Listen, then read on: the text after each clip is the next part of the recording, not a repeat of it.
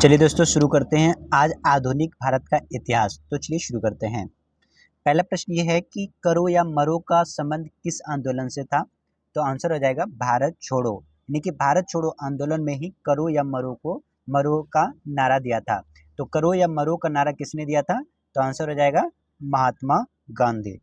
भारत छोड़ो आंदोलन कब प्रारंभ हुआ था? तो आंसर हो जाएगा 9 अगस्त 1942। यानी भारत छोड़ो आंदोलन का प्रारंभ कब हुआ? 9 अगस्त 1942। और अगर करो या मरो का नारा किसने दिया है? तो आंसर हो जाएगा महात्मा गांधी। और भारत छोड़ो आंदोलन के समय में ही करो या मरो को नारा दिया गया था। अच्छा, महात्मा गांधी द्वारा 1940 में प्रारंभ किए गए व्यक्तिगत सत्याग्रह के तीसरे सत्याग्रही कौन थे? अगर प्रथम पूछे तो विनोबा भावे हो जाएगा, यानी कि व्यक्तिगत सत्याग्रह के लिए प्रथम पूछे तो विनोबा भावे हो जाएगा, दूसरा पूछे तो जवाहरलाल नेहरू, और तीसरा पूछे तो ब्रह्मदत्त। ये अभी हाल ही में इस क्वेश्चन को बीपीएससी 67वां में से पूछा गया था। क्या कि 1940 में महात्मा गांधी द्वारा व्यक्तिगत सत्याग्रह जो शुरू किया गया था, जिसमें कि प्रथम सत्याग्रही थे वो विनोबा भावे, और दूसरा जो थे वो जवाहरलाल नेहरू, और तीसरे कौन थे? तो ब्रह्मदत्त। ठीक है। भारत छोड़ो आंदोलन के दौरान खुफिया रेडियो किसने प्रारंभ किया था? तो आंसर हो जाएगा उषा मेहता। कौन हो जाएगा? उषा मेहता। ठीक है। चलिए अगला प्रश्न देखते हैं। अगला प्रश्न है सर्वोदय शब्द का प्रयोग सर्वप्रथम किसने किया था? तो सर्वोदय शब्द का प्रयोग सबसे प्रथम जो किया था वो महात्मा गांधी ने। कौन किया था? महात्मा गांधी ने। अगला प्रश्न है व्यक्तिगत सत्याग्रह आंदोलन के प्रथम सत्याग्रही कौन थे? तो जैसे जैसे अभी हमने देखा कि प्रथम थे कौन? विनोबा भावे, द्वितीय यानी दूसरा कौन थे? जवाहरलाल नेहरू, और तीसरा कौन थे? ब्रह्मदत्त। तीसरा कौन थे? ब्रह्मदत्त। ठीक है। अगला प्रश्न व्यक्तिगत सत्याग्रह इंडिविजुअल, ठीक है, इंडिविजुअल सिविल डिसओबीडियंस किसने प्रारंभ किया था? तो आंसर हो जाएगा विनोबा भावे। किसने किया था? विनोबा भावे। ठीक है।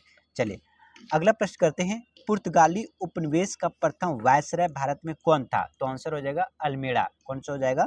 अल्मेड़ा। अगले बंगाल की खाड़ी में समुद्री डकैती हेतु हुगली का उपयोग कौन करता था? तो आंसर हो जाएगा पुर्तगाली। कौन करता था? पुर्तगाली। ठीक है। जहांगीर ने खान की उपाधि से सम्मानित किया था किसको? हॉकिंस को। किसको? हॉकिंस को। ठीक है। अंग्रेजों में किसे जहांगीर ने खान की उपाधि सम्मानित किया था? तो हॉकिंस, यानी कि जो जहांगीर था वो खान की उपाधि दिया था किसको? हॉकिंस को दिया था। भारत में 1612 ईस्वी में अंग्रेजों ने अपनी पहली फैक्ट्री कहाँ स्थापित की थी? तो सूरत में की थी। कहाँ पे? सूरत में। ठीक है। अगला है कि मुगल शासक के समय सर थॉमस रो भारत आया था। किस मुगल शासक के समय में आया था? तो आंसर हो जाएगा जहांगीर। ठीक है। जहांगीर के शासनकाल में थॉमस रो भारत आया था। ठीक है। कब आया था? तो 1615 ईस्वी में, जो कि सूरत के पहुंचा था। चलिए अगला प्रश्न, डच ईस्ट इंडिया कंपनी ने किस वर्ष अपनी फैक्ट्री पटना में स्थापित की? तो आंसर हो जाएगा 1632 ईस्वी में। डच ईस्ट इंडिया कंपनी ने किस वर्ष अपनी फैक्ट्री पटना में स्थापित की? तो आंसर हो जाएगा 1632 ईस्वी में। सर्वप्रथम किस मुगल शासक ने ब्रिटिश के विरुद्ध संघर्ष किया? तो आंसर हो जाएगा औरंगजेब। क्या हो जाएगा? औरंगजेब। ठीक है। अगला प्रश्न 1760 का प्रसिद्ध वांडीवास का युद्ध अंग्रेजों द्वारा किसके खिलाफ लड़ा गया था? तो आंसर हो जाएगा फ्रांसीसी। किसके द्वारा? फ्रांसीसी के द्वारा। अगला प्रश्न यहाँ पे देखिए क्या है कि प्लासी का युद्ध कब लड़ा गया? तो प्लासी का युद्ध हो जाएगा जून 1757। कब हो जाएगा? 1757। बक्सर का युद्ध पूछे तो 1764। वांडीवास का युद्ध पूछे तो जनवरी 1760। प्लासी का युद्ध जून 1757। ठीक है। अंग्रेजों तथा बंगाल के नवाब सिराजुद्दौला के बीच लड़ा गया था। प्लासी के युद्ध किसके बीच? अंग्रेजों तथा बंगाल के नवाब सिराजुद्दौला के बीच लड़ा गया था। बक्सर का युद्ध पूछे तो अक्टूबर 1764 ईस्वी में लड़ा गया था। मीर कासिम और अवध के नवाब, ठीक है, बक्सर का युद्ध 1764 में लड़ा गया था। मीर कासिम और अवध के नवाब शुजा-दौला एवं मुगल सम्राट शाह आलम द्वितीय के युग में सेना के तथा अंग्रेजों के मध्य हुआ था। ठीक है। चलिए अगला प्रश्न है कि उस क्षेत्र की पहचान करें, यानी कि उस क्षेत्र या उस राज्य का नाम बताएं जो यूरोप वासियों को सर्वोत्तम सोरा या अफीम, जैसे कहते हैं ना अफीम, या फिर जैसे कि शराब, वाइन, वो प्राप्त होता था। आंसर हो जाएगा बिहार। यानी कि सबसे पहले उस समय यूरोप वासियों को सर्वोत्तम जो सोडा और अफीम प्राप्त होता तो वो कहाँ से होता था? बिहार से होता था। ठीक है, अगला प्रश्न है क्या कि रंजीत सिंह ने सुप्रसिद्ध कोहिनूर हीरा प्राप्त किया था कहाँ से? तो शाह शुजा से। किससे किया था? शाह शुजा से किया था। और कहाँ से बोले तो पंजाब से। टीपू सुल्तान ने अपनी राजधानी कहाँ बनाई थी? तो श्रीरंगपट्टनम में। कहाँ पे बनाई थी? श्रीरंगपट्टनम में। अगला है अंग्रेजों ने श्रीरंगपट्टनम में संधि किसके साथ की थी? तो आंसर हो जाएगा टीपू सुल्तान। किसके? टीपू सुल्तान। ठागों का उन्मूलन किसके नेतृत्व में हुआ था? तो आंसर हो जाएगा कैप्टन सलीमैन के द्वारा। ठीक है, कैप्टन सलीमैन। ठीक है, चलिए अगला प्रश्न है क्या कि जो विलियम बेंटिंक ने उस समय क्या है बहुत सारे सामाजिक सुधार किए गए थे। किसने? विलियम बेंटिंक ने। कौन कौन से सुधार किया गया था? तो सती प्रथा का उन्मूलन किया गया था। कब? 1829 ईस्वी में। उसके अलावा फिर क्या किया था? दास प्रथा का भी उन्मूलन किया था। और इसके अलावा ठगों के संगठित गिरोह का भी इन्होंने दमन किया था। कौन? विलियम बेंटिंक ने। राजा राम मोहन के सहयोग से 1829 में सती प्रथा का जो है उन्मूलन किया गया था। ठीक है, चलिए अगला प्रश्न देखते हैं। अगला प्रश्न है किसने सिंध विजित, ठीक है, किसने सिंध विजित कर उसका अधिग्रहण किया था? तो ये हो जाएगा कौन? नेपियर ने। किसने? नेपियर ने। किसने? नेपियर ने। कब किया था? तो 1843 ईस्वी में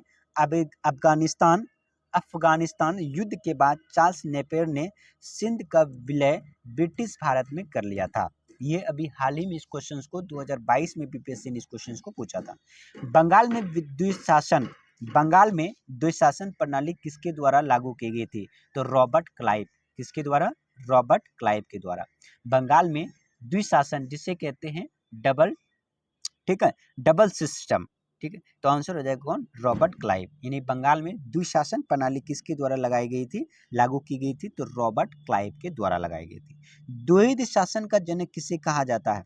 यानी द्वैध शासन का जनक किसे माना जाता है? तो आंसर हो जाएगा सर लियोनील कर्टिस। किसको? सर लियोनीस कर्टिस को माना जाता है। द्वैध शासक का जनक किसे माना जाता है? तो सर लियोनील कर्टिस को माना जाता है। भारत में प्रथम रेलवे लाइन किस ब्रिटिश गवर्नर के समय में बिछाई गई थी? तो आंसर हो जाएगा लॉर्ड डलहौजी। किसके शासनकाल में? लॉर्ड डलहौजी के शासनकाल में। अगर ये पूछ लिया जाए कि भारत में सबसे पहले प्रथम रेलवे लाइन कब बिछाई गई थी? तो 1853 ईस्वी में। अगर पूछ लिया जाए कहाँ से कहाँ चलाई गई थी? तो बॉम्बे टू ठाणे चलाई गई थी। कब? 1853 में। चलिए अगला प्रश्न देखते हैं। मुंगेर का बरहियाताल विरोध का उद्देश्य क्या था? तो आंसर हो जाएगा बकास्त भूमि की वापसी की मांग था, जो कि मुंगेर का बरहियाताल विरोध का उद्देश्य था। 1857 में भारत का गवर्नर जनरल कौन था? यानी कि 1857 की जो क्रांति हुई उस समय पूछा जाए कि भारत का गवर्नर जनरल कौन था? तो आंसर हो जाएगा लॉर्ड कैनिंग। कौन हो जाएगा? Lord Canning. अगर ये पूछ लिया जाए कि लॉर्ड कैनिंग की कब से कब तक रहा था? तो 1856 से 62 ईस्वी तक लॉर्ड कैनिंग रहा था। ठीक है, चलिए अगला प्रश्न है कि अंग्रेजी भारतीय सेना में चर्बी वाले कारतूसों से चलने वाली एनफील्ड राइफल कब शामिल किया गया था? तो दिसंबर 1856 में। कब? दिसंबर 1856 में। ठीक है, और यही दिसंबर 1856 में जो इनफील्ड यानी कि चर्बी वाली कारतूसों से चलने वाले इनफील्ड राइफल शामिल किया गया था। इसी के कारण विरोध हुए और मुख्य कारण ये था 1857 की क्रांति का। अगला है 1857 के विद्रोह का नेतृत्व बिहार में किसने किया था? तो आंसर हो जाएगा कुंवर सिंह ने।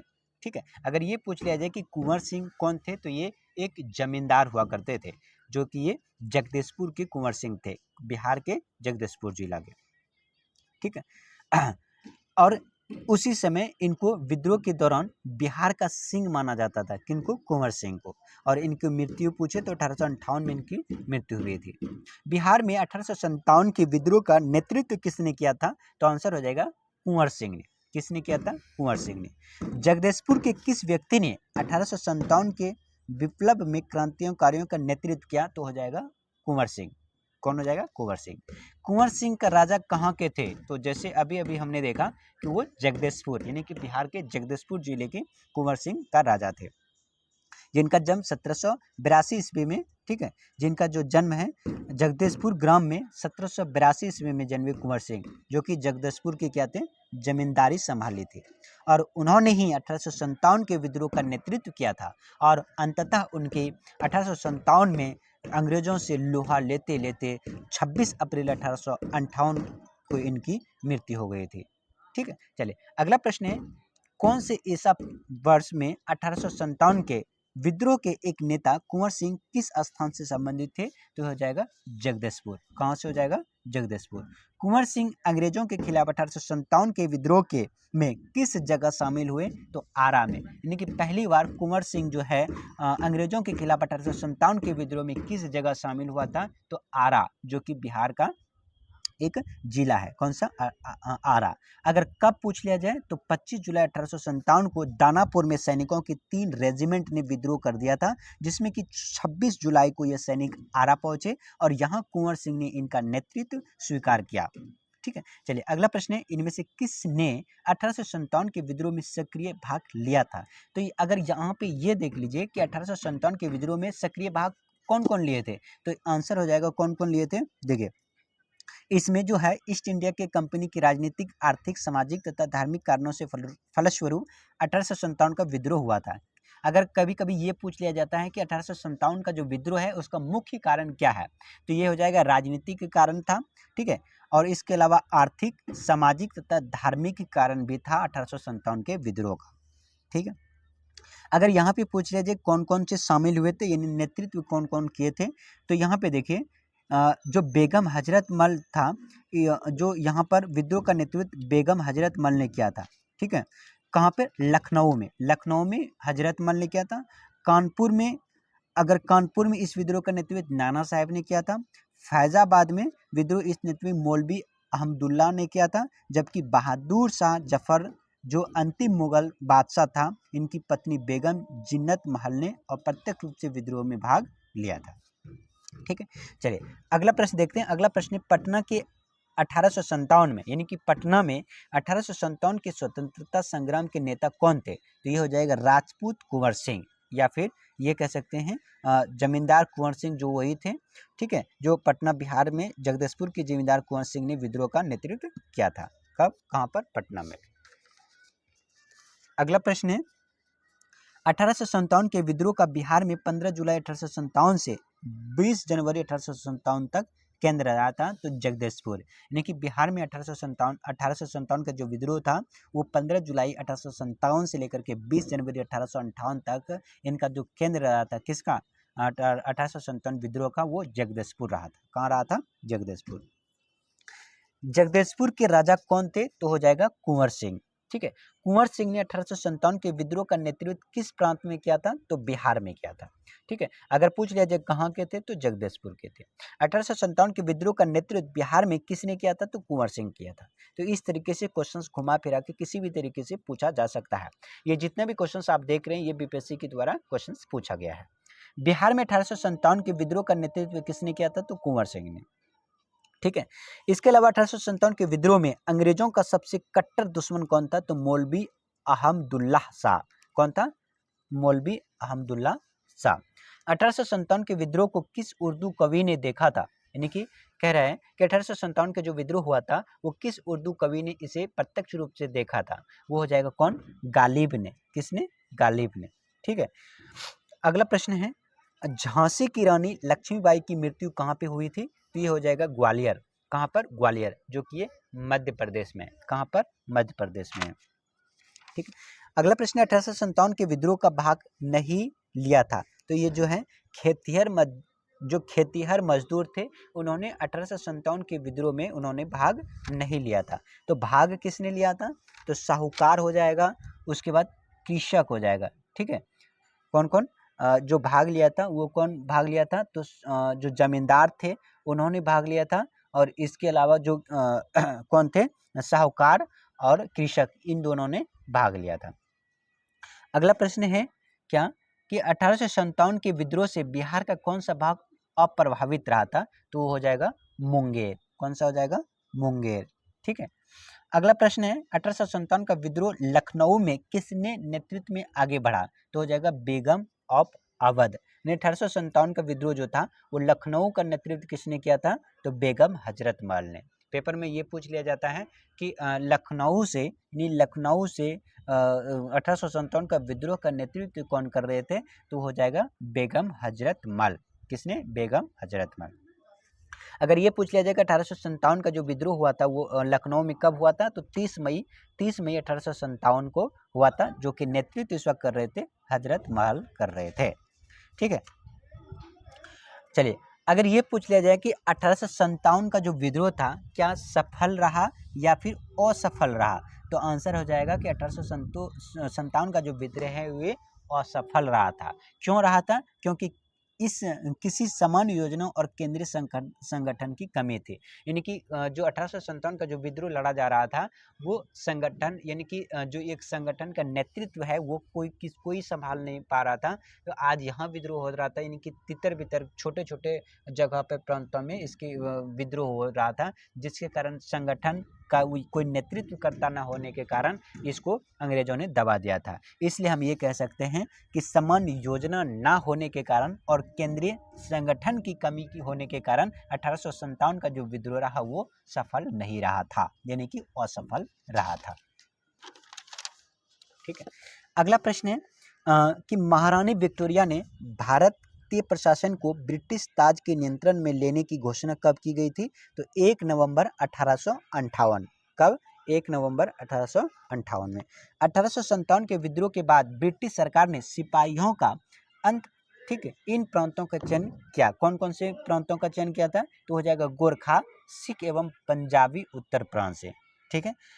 अगला है कि 1857 के विद्रोह को एक षड्यंत्र की संज्ञा दी थी। पेपर में कई बार पूछ लिया जाता है कि 1857 के विद्रोह को एक षड्यंत्र की संज्ञा दी थी। किसने दी थी? तो हो जाएगा सर जेम्स आउट्रम एवं डब्ल्यू टेलर। इन दोनों ने ये कहा कि 1857 का जो विद्रोह है ना यह एक षड्यंत्र है। किसने कहा? सर जेम्स आउट्रम एवं डब्ल्यू टेलर ने। ठीक है।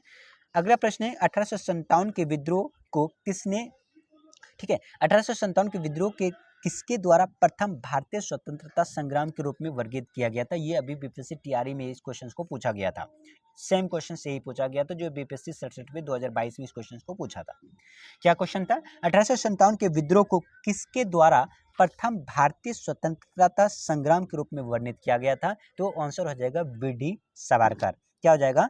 वी.डी. सावरकर। और यहाँ पे लगे हाथ आप एक प्रश्न को और जान लें कि 1857 के रिलेटेड एक इनका पुस्तक था। किनका? वी.डी. सावरकर का। पुस्तक का नाम था the Indian war of independence.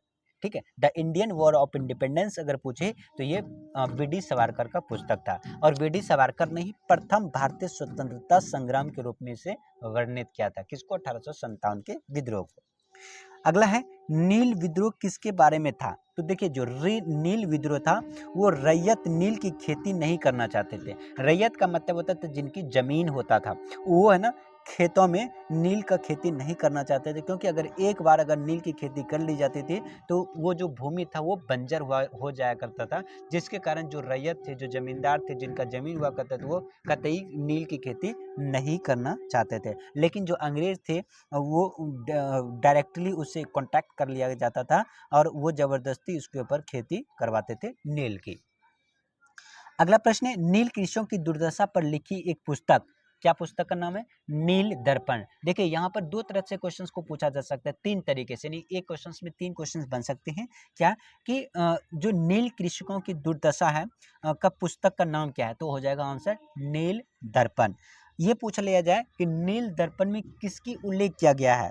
तो आंसर हो जाएगा कि नील कृषकों की दुर्दशा पर लिखी गई पुस्तक है। कौन सी? नील दर्पण। ठीक है। इसके अलावा तीसरा प्रश्न ये भी पूछा जा सकता है कि नील दर्पण जो है किसके द्वारा लिखी गई है? तो दीन बंधु मित्र के द्वारा लिखी गई है।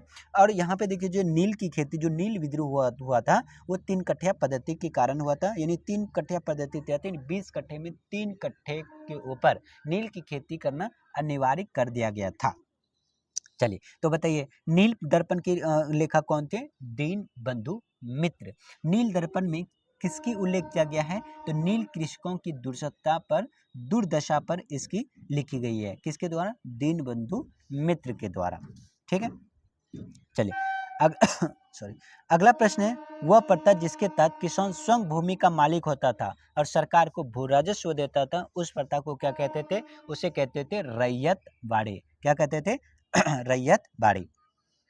पागल पंथ की स्थापना किसने की थी? तो ये हो जाएगा करम शाह। किसने पागल पंथ की स्थापना किसने किया था? तो करम शाह ने इसे किया था।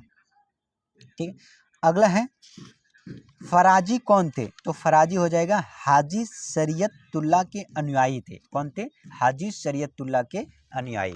ठीक है, अगला प्रश्न है क्या कि फैरेजी आंदोलन की शुरुआत किसने की थी? तो हाजी शरीयतुल्लाह ने। किसने किया था? हाजी शरीयतुल्लाह ने किया था फैरेजी आंदोलन की शुरुआत। ठीक है, अगला है, कूका आंदोलन को किसने संगठित किया था? तो आंसर हो जाएगा गुरु राम सिंह ने। किसने किया था? गुरु राम सिंह ने। अगर वही पूछ लिया जाए कि कूका आंदोलन कब हुआ था, तो 1840 में। कब हुआ था?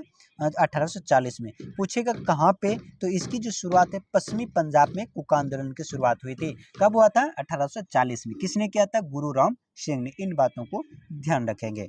चलिए अगला देखते हैं। अगला है, 1875 में दक्कन के दंगों का तत्कालीन कारण क्या था? तो आंसर हो जाएगा महाजनों के द्वारा ऊंची ब्याज पर। ठीक है, जो महाजन लोग होते थे ऊंची ब्याज पर पैसे लगाते थे और इसी के कारण 1875 में क्या हुआ? दक्कन के दंगा फैल गया था।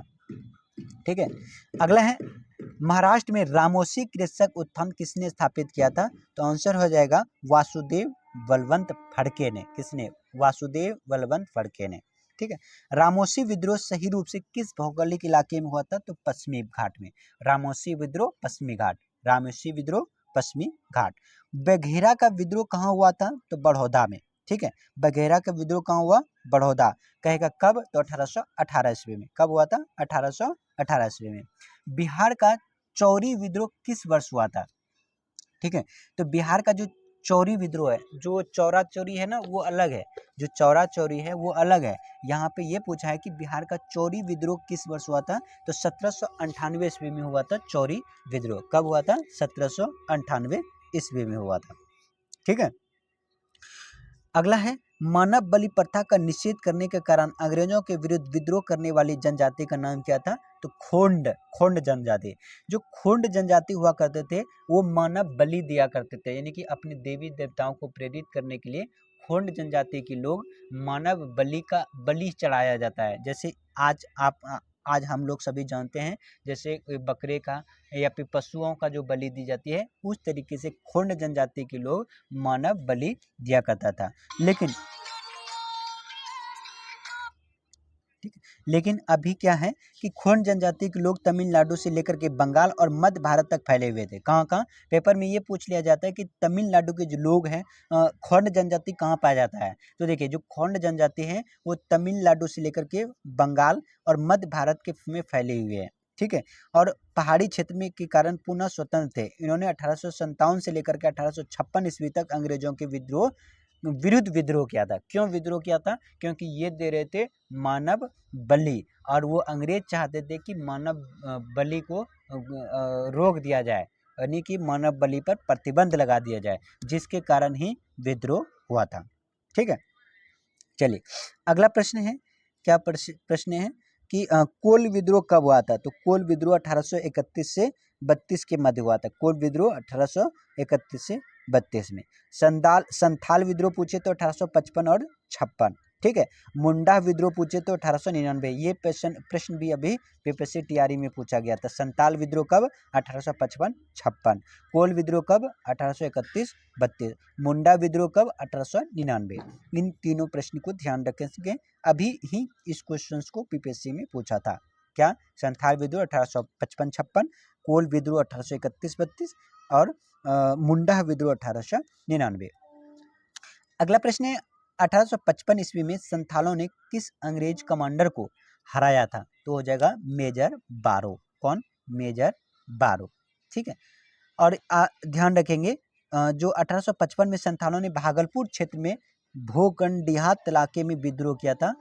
इन्होंने एक साथ पुलिस और दिक्कुओं पर आक्रमण किए थे, जिनका नेतृत्व कर रहे थे सिद्धू कान्हू चांद भैरव। ठीक है, कौन कर रहे थे? सिद्धू कान्हू चांद और भैरव ने किया था। ठीक है, और इसी को दबाने के लिए मेजर बारो के नेतृत्व में एक सेना भेजी गई थी। ठीक है, 1855 में सिंध संथाल विद्रोह का नेतृत्व किसने किया था? तो सिद्धू और कान्हू। ठीक है, 1855 में संथाल विद्रोह किसने किया था? तो सिद्धू और कान्हू। ये पूछ लिया जाता है कि संथाल विद्रोह कब हुआ था? तो 1855-56 में। कहेगा 1855-56 में संथाल विद्रोह से नेतृत्व कौन कर रहे थे? तो सिद्धू और कान्हू। संथाल विद्रोह के नेता कौन थे? तो सिद्धू और कान्हू। तो इस प्रश्न को इस तरीके से किसी भी तरीके से पूछा जा सकता है। मुंडाओं ने विद्रोह खड़ा किया था, कब किया था? तो 1895 में, 1895 में।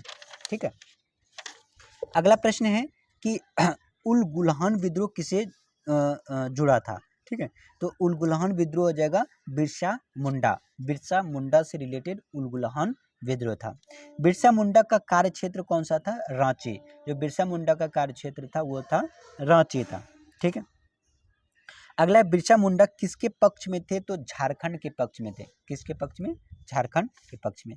1831 में बुद्धो भगत के नेतृत्व में कोल विद्रोह किस क्षेत्र में हुआ था? तो सिंहभूम में हुआ था। कहाँ हुआ था? सिंहभूम में हुआ था। ठीक है, अगला है हौज विद्रोह कब हुआ था? तो हौज विद्रोह जो हुआ था वो हुआ था 1820-21 में। हौज विद्रोह कब हुआ था? 1820 और 21 में हुआ था। अगला प्रश्न है क्या कि किसने अंग्रेजी ईस्ट इंडिया कंपनी के कंट्रोल के खिलाफ बगावत नहीं की थी? तो हैदराबाद का निजाम था। अगला प्रश्न है कि सन्यासी विद्रोह का जो उल्लेख है वो किस में किया गया है?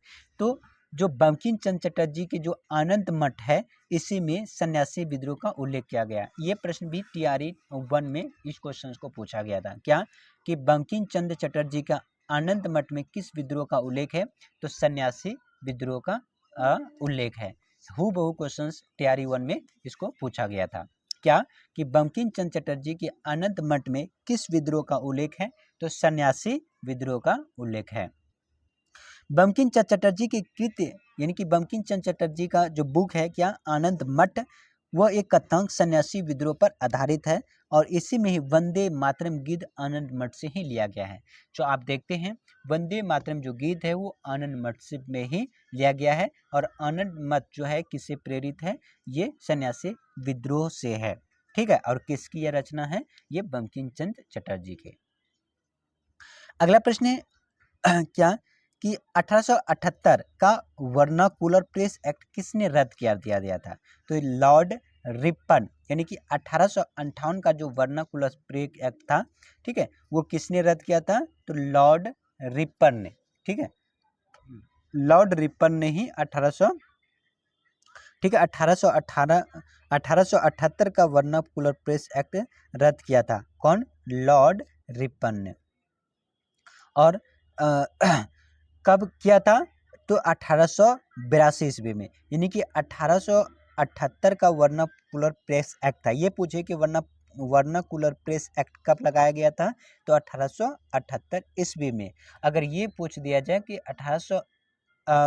वर्नाकुलर प्रेस एक्ट को रद्द किसने किया? तो लॉर्ड रिपन ने किया। और लगाया किसने था? तो लिटन ने लगाया था। यानी कि 1858 में वर्नाकुलर प्रेस एक्ट लगा दिया था। बोलने की पाबंदी, स्वतंत्र यानी कि प्रेस पर पाबंदी किसने लगाया था? लॉर्ड लिटन ने लगाया था। लेकिन खत्म किसने किया था? तो खत्म 1882 ईस्वी में लॉर्ड रिपन ने किया था। ठीक है, अगला प्रश्न है अस्थाई बंदोबस्त किसके साथ किया गया था? तो जमींदारों के साथ। किसके साथ? जमींदारों के साथ। जमींदारों के साथ अस्थाई बंदोबस्त किया गया था। बिहार में परमानेंट सेटलमेंट लागू करने का कारण क्या था?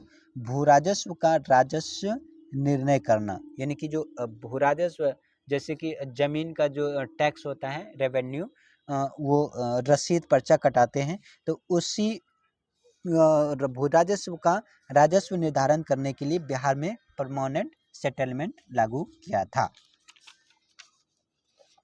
अगला प्रश्न है, रैयतवाड़ी व्यवस्था सर्वप्रथम कहाँ लागू की गई थी? तो सर्वप्रथम रैयतवाड़ी व्यवस्था जो है वो मद्रास में लागू किया गया था। कहाँ पे किया गया था? मद्रास में किया गया था। और किसके द्वारा? तो अलेक्जेंडर रीड, ठीक है, अलेक्जेंडर रीड के द्वारा 1792 ईस्वी में किया गया था।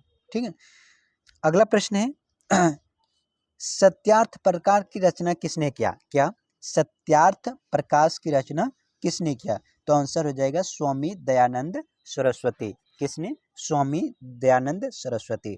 सत्यार्थ प्रकाश की रचना किसने की? स्वामी दयानंद सरस्वती।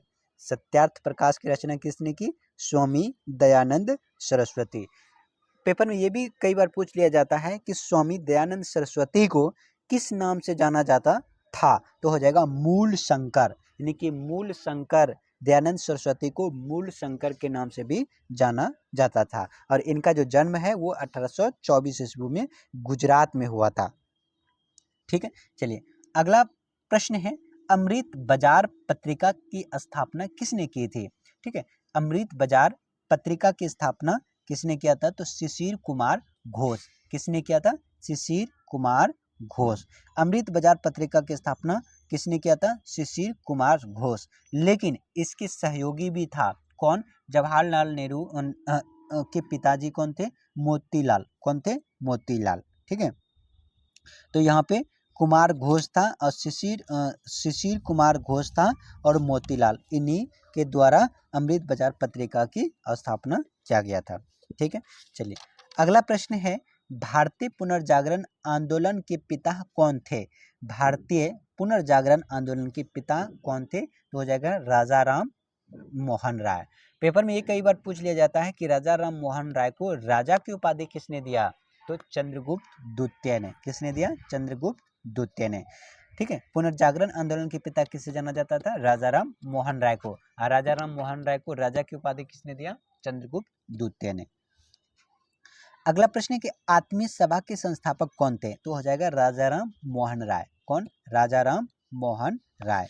ब्रह्म समाज की स्थापना कब हुई थी? तो ब्रह्म समाज की स्थापना 20 अगस्त 1828 ईस्वी में हुआ था। ठीक है, ब्रह्म समाज की स्थापना कब हुआ था? 28 अगस्त 1828 में। पूछ लिया जाए कि ब्रह्म समाज की स्थापना किसने किया है? तो राजा राम मोहन राय ने। किसने किया है? राजा राम मोहन राय ने। कब किया है? 20 अगस्त 1828 को। किसकी स्थापना? ब्रह्म समाज की स्थापना किया है। राजा राम मोहन राय द्वारा ब्रह्म समाज की स्थापना कब की? तो 1828 ईस्वी में। और अगर डेट ही पूछ लिया जाए तो 20 अगस्त 1828 ईस्वी में राजा राम मोहन राय ने किसकी स्थापना किया? ब्रह्म समाज की स्थापना किया। ठीक है, अगला प्रश्न है, सर्व प्रार्थना समाज के संस्थापक कौन थे? तो आत्माराम पांडुराम। प्रार्थना समाज के संस्थापक कौन थे? तो आत्माराम पांडुराम। प्रार्थना समाज के संस्थापक कौन थे? आत्माराम पांडुराम। पूछे कब किया है प्रार्थना समाज का स्थापना? तो 1867 ईस्वी में। कब? 1867 ईस्वी में प्रार्थना समाज की स्थापना किया गया था। चलिए अगला प्रश्न है कि 19वीं शताब्दी के उत्तरार्ध में नव हिंदू यानी न्यू हिंदुज्म के सर्वश्रेष्ठ प्रतिनिधित्व कौन थे? तो आंसर हो जाएगा स्वामी विवेकानंद। स्वामी विवेकानंद जो इन्होंने रामकृष्ण परमहंस जी यानी कि इनका जो गुरु हुआ करते थे और इन्होंने रामकृष्ण मिशन की स्थापना किया था। यानी कि स्वामी विवेकानंद जी के जो गुरु हुआ करते थे जिनका नाम था रामकृष्ण, और उन्हीं के नाम पर इन्होंने कलकत्ता में रामकृष्ण मिशन की स्थापना किया गया था। तो कब किया गया था? तो 1897 ईस्वी में। ठीक है, और इन्होंने ही अमेरिका जो शिकागो में धर्म सम्मेलन में भाग लिया था वो कब लिया था? तो 1893 ईस्वी में। कब लिया था? 1893 ईस्वी में। इसके अलावा कि अगर ये पूछ लिया जाए कि स्वामी विवेकानंद ने शिकागो में आयोजित धर्म संसद में कब भाग लिया था? तो आंसर हो जाएगा 1893 ईस्वी में। कब? 1893 ईस्वी में। और स्वामी विवेकानंद ने रामकृष्ण मिशन की स्थापना कब किया था? तो 1897 में। नहीं, उन्होंने सबसे पहले जो आयोजित धर्म संसद अमेरिका के शिकागो में पार्टिसिपेट किया, और उसके 4 साल बाद 1897 ईस्वी में यहाँ पर उन्होंने अपने गुरु रामकृष्ण मिशन की स्थापना किया था। ठीक है, अगला प्रश्न है, आर्य समाज का स्थापना किसने किया? तो दयानंद सरस्वती। आर्य समाज की स्थापना किसने किया? दयानंद सरस्वती। आर्य समाज की स्थापना किसने किया? दयानंद सरस्वती। ठीक है, और इसके अलावा कि आर्य समाज की स्थापना किसने किया? तो दयानंद सरस्वती। दयानंद सरस्वती को और किस नाम से जाना जाता था? मूल शंकर। अगर ये पूछ लिया जाए कि आर्य समाज का स्थापना किस वर्ष किया गया था, तो ये हो जाएगा कब? 1875 ईस्वी में। कब किया गया था? तो 1875 ईस्वी में किया आर्य समाज की स्थापना। ठीक है, चलिए अगला प्रश्न है क्या कि किसने 1873 ईस्वी में सत्य शोधक समाज की स्थापना किया था? तो आंसर हो जाएगा ज्योतिबा फूले। कई बार ये पूछ लिया जाता है कि सत्य शोधक समाज की स्थापना किसने किया? तो ज्योतिबा फूले। अगर डेट पूछ लिया जाए तो 1873 ईस्वी में। ठीक है, अगला प्रश्न है सत्य शोधक समाज की स्थापना किसने किया? तो आंसर हो जाएगा ज्योतिबा फूले। कब किया था? तो 1873 ईस्वी में।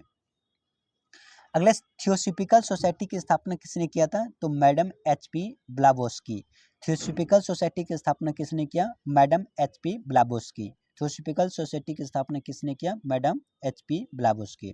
ठीक है, अगला प्रश्न है भारतीय राष्ट्रीय कांग्रेस के प्रथम महिला अध्यक्ष कौन थी? भारतीय राष्ट्रीय कांग्रेस की प्रथम महिला अध्यक्ष तो कौन हो जाएगा? Shrimati Annie Besant.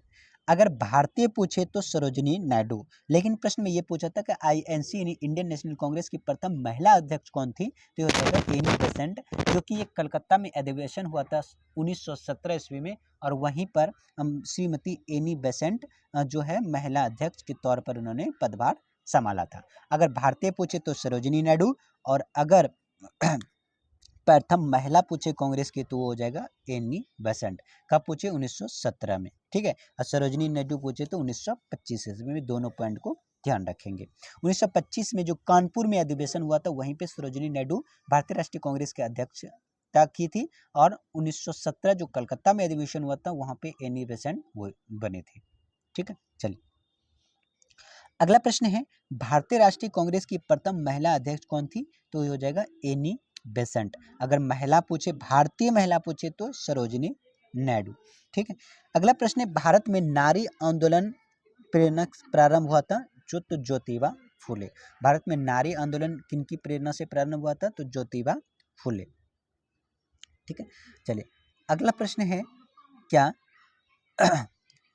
कि प्रार्थना समाज, यंग इंडिया, लोक हितवादी, सत्य शोधक समाज, रहनुमाई मजदेवसन सभा के लिए कौन कौन से हैं? तो यहाँ पे आंसर हो जाएगा प्रार्थना समाज। ठीक है, प्रार्थना समाज आत्माराम पांडुरंग। ठीक है, यंग इंडिया मोहनदास करमचंद गांधी यानी कि महात्मा गांधी ने यंग इंडिया। लोक हितवादी पूछे तो गोपाल हरि। सत्य शोधक पूछे तो ठीक है ज्योतिबा फूले।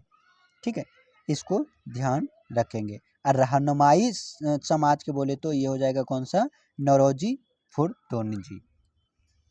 अगला है पंजाब भूमि हस्तांतरण अधिनियम कब पारित किया गया? तो 1900 ईस्वी में। कब किया गया? 1900 ईस्वी में। ठीक है, स्वामी सहजानंद का संबंध किससे था? तो बिहार के किसान आंदोलन से संबंधित थे स्वामी सहजानंद सरस्वती।